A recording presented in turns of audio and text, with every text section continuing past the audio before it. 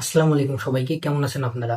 আজকে আমরা জানবো স্টিয়ারিং হুইলের ইতিহাস সম্পর্কে এবং এর মেকানিজম সম্পর্কে। স্টিয়ারিং হুইল সর্বপ্রথম ব্যবহার করা হয়েছিল 1894 সালে, আর এটি আবিষ্কার করেছিলেন ফরাসি প্রকৌশলী আলফ্রেড ভ্যাচেরন তার প্যানহার্ড এবং লেভাসার গাড়িতে।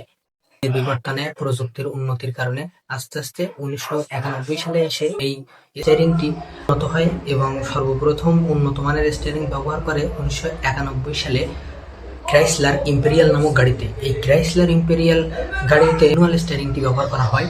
এরপর আমরা যেটা পাওয়ার স্টিয়ারিং নামে চিনি, এটি প্রথম আবিষ্কার করেছিল সুজুকি কোম্পানি। এই সুজুকি কোম্পানি তাদের কার্ভো নামক মডেলে এটি ব্যবহার করে সর্বপ্রথম।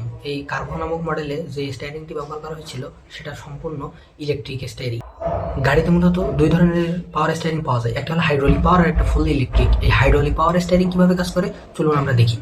এই স্টিয়ারিং হুইল মূলত দুইটি অংশ নিয়ে গঠিত, যার মধ্যে একটি হচ্ছে র্যাক। এই র্যাক দুইটি চাকার সংযোগস্থল। তার আরেকটা হচ্ছে পেনিয়াম। এই পেনিয়াম স্টিয়ারিংকে র্যাকের সাথে যুক্ত রাখে। স্টিয়ারিং হুইলকে কাজ করানোর জন্য এই দুইটি জিনিসের গুরুত্ব অপরিসীম।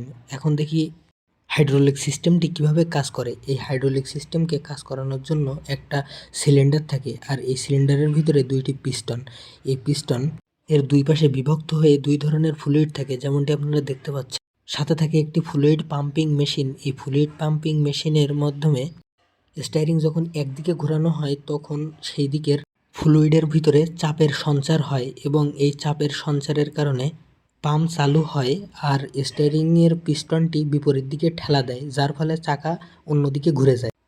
এইভাবে কার্যক্রমটি চলতে থাকে। আবার যখন বিপরীতে স্টিয়ারিং ঘোরানো হয়, তারপর আবার ফ্লুইডটি তার উল্টো দিকে পিস্টন চাপ প্রয়োগ করে। এভাবে স্টিয়ারিংয়ের কাজ সহজ করে দেয়।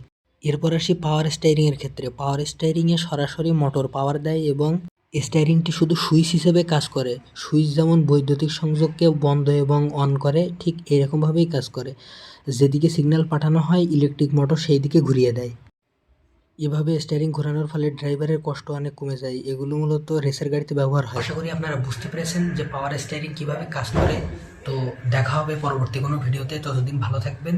আল্লাহ হাফেজ।